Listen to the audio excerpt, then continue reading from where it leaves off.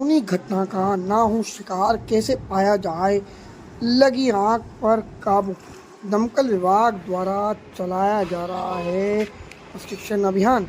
आपको दिखाएंगे किस तरह से पलवल की आशियाना सोसाइटी में पहुंच दमकल विभाग के कर्मचारियों को करनी पड़ी कड़ी मशक्कत। वहीं क्या कहना इस बारे में सोसाइटी के प्रधान का और अन्य लोगों का और दमकल विभाग की पलवल के फायर विभाग के इंचार्ज का। आइए आपको दिखाते हैं पूरी खबर। देखिए किस तरह से तैयारी की। वहाँ पे ले जाओ, वहाँ ले चलो ना इसको, पाइप में डाल ले चलो, तो वहाँ चलवाएंगे ना इसको। वहाँ पे तो देखिए कितना बड़ा है इसमें। जाम पड़ा, लेकिन जाम पड़ेगा। सीधा करो यहाँ से, पाइप सीधा करो। तो बैंड डाल दो। पेड़ में लगा, अरे पागल है।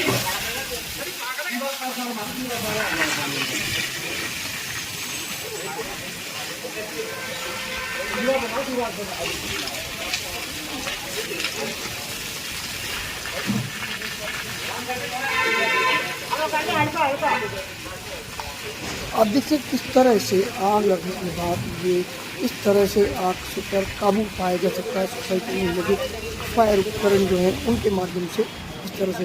और वहीं आपके सामने जो है फायर इंचार्ज पलवल के जो हैं वो आशियाना सोसाइटी में लोगों को जागरूक कर रहे हैं किस तरह से सोसाइटी इत्यादि में लगी आग पर काबू पाया जा सकता है। किस तरह से ये जो सिलेंडर हैं जो फायर सेफ्टी के लिए यूज़ किए जाते हैं, किस तरह से इनका प्रयोग है, किस तरह से इनका प्रयोग करना चाहिए, क्या कहना है, आइए आप देख को दिखाते हैं।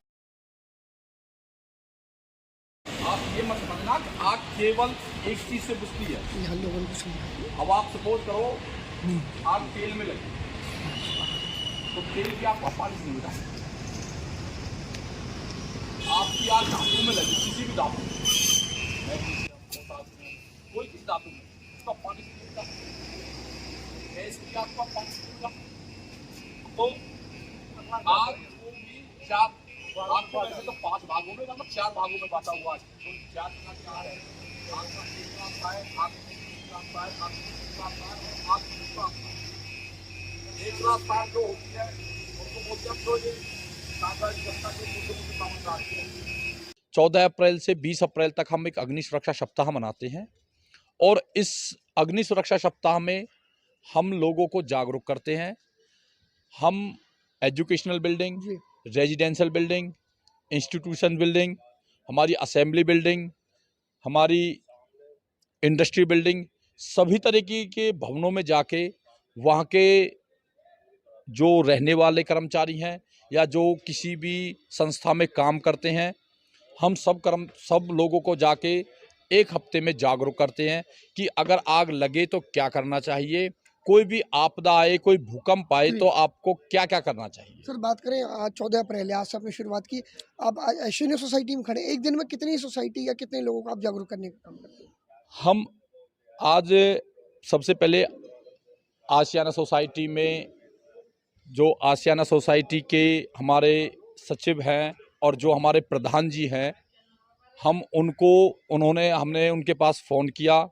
हम उनका धन्यवाद करते हैं कि उन्होंने हमारे एक फ़ोन पे ही कि कहा कि सर आप हमारे पास आइए और हमारी सोसाइटी में हमारे जितने भी भाई रहते हैं सोसाइटी में, उनको आप जागरूक करिए। और हम यहाँ आए और सभी को हमने अग्नि सुरक्षा के बारे में बताया और सबका रिस्पॉन्स भी बहुत अच्छा आया।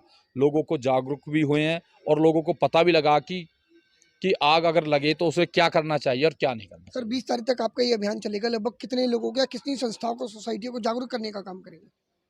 हम 20 तारीख तक लगभग टोटल जितनी भी सरकारी संस्था हैं, सरकारी संस्थाओं में और अपनी जो हमारी प्राइवेट संस्था है, तो लगभग हम 20 से 25 संस्थाओं में 1 हफ्ते के अंदर लोगों को जागरूक करने का काम करेंगे। अच्छा सर बात करें, वैसे आमतौर पर लोग जानते हैं, लेकिन अगर बात करें कहीं अगर आग लगती है, इस तरह की घटना होती है, तो अग्निशमन केंद्र का जो नंबर है, टोल फ्री नंबर है जिस पर शिकायत दर्ज करा सकें, क्या नंबर है, एक बार हमारे दर्शक जानना चाहिए।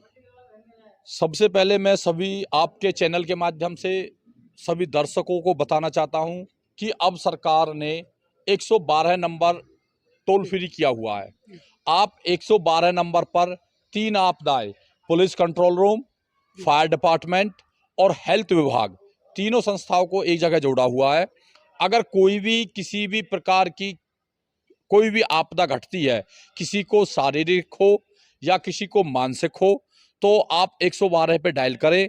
112 पे डायल करोगे तो आपसे वो 8 नंबर दबाने के लिए बोलेगा। जैसे ही आप 8 नंबर उस पर डायल करोगे, तुरंत आपका कॉल 112 पंचकुला ट्रेनिंग सेंटर में दर्ज हो जाता है। और जो हमारी सरकार ने हमारे पुलिस विभाग, फायर विभाग और एम्बुलेंस हेल्थ विभाग में 112 से एक एमडीटी दी हुई है।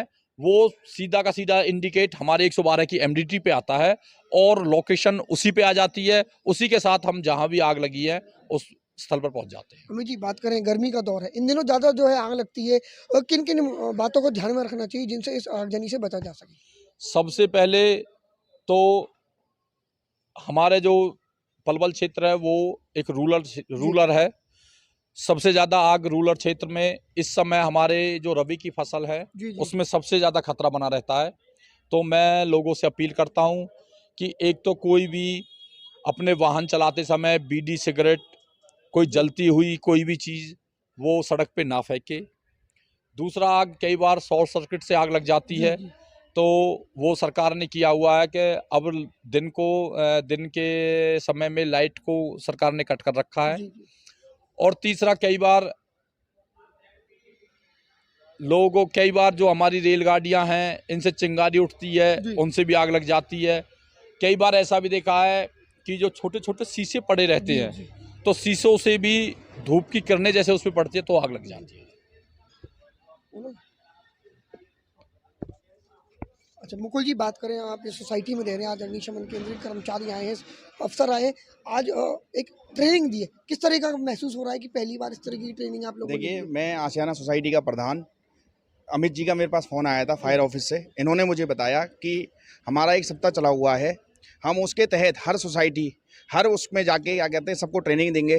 तो आपका क्या रुख है? तो मैंने इनसे कहा कि आप मेरी सोसाइटी में आइए और क्या कहते हैं हमारी सभी सोसाइटी मेंबर्स को आप क्या कहते हैं आग बुझाने की सारी सब वो जो भी होती हैं वो सारे उनको बताइए।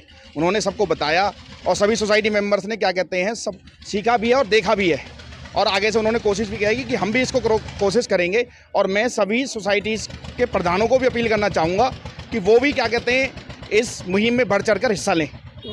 मुकुल जी, कितनी जरूरत थी इसकी जो आज ये हुआ? ये बहुत ज़रूरत थी। अभी कुछ टाइम पहले क्या कहते हैं एक हमारी सोसाइटी जगमोहन सोसाइटी में भी आग लगी थी। वो किसी कारणवश वहाँ पे भी लोगों को चलाना आता था तो वो बच गया, नहीं बहुत बड़ा हादसा हो सकता था। कितनी सहायता मिलेगी आज इस ट्रेनिंग से? इससे बहुत सहायता मिलेगी और मैं तो चाहता हूँ कि सभी सोसाइटीज़ इस मुहिम में आगे आएँ और इस बढ़ चढ़ कर हिस्सा लें। आज जो ट्रेनिंग मिली है, क्या कुछ सीखने को मिला आप लोगों को? मुझे बहुत कुछ सीखने को मिला है कि अब मैं अपने जो मेंबर्स नहीं आए मैं उनको भी इस चीज़ के बारे में उनको भी ट्रेनिंग दूंगा और उनको बताऊंगा किस तरीक़ा से ये करा जाता है।